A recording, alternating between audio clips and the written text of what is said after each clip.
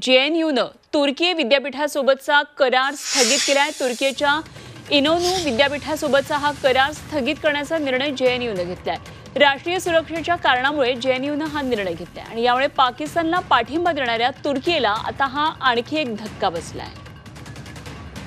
याचविषयी भारताचं बदलतं परराष्ट्र धोरण याबाबत JNUच्या कुलगुरू शांतिश्री पंडित यांच्याशी एक्सक्लुसिव्ह संवाद साधलाय आमच्या प्रतिनिधी उर्वशी खोना यांनी.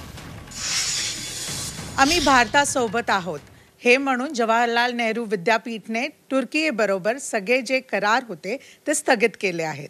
काय नेमकं हे करार होते आणि का हा पाऊल उचललं गेलं या सगळ्या गोष्टींसाठी माझ्याबरोबर JNUचे कुलगुरू शांतिश्री पंडित प्रोफेसर स्वतः आहेत.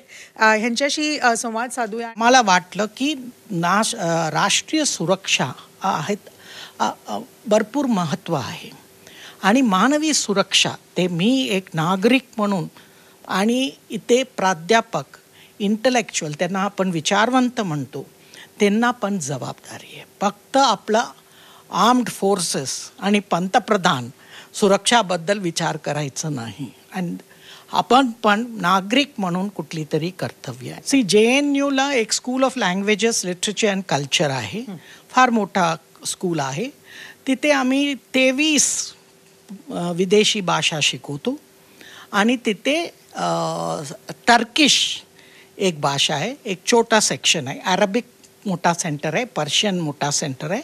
बट हे फक्त एकच प्राध्यापक आहे जो भारतीय आहे तो शिकवतात. हे मेजर डिग्री आम्ही देत नाही, ऑप्शनल कोर्स म्हणून आता ठेवलेला आहे.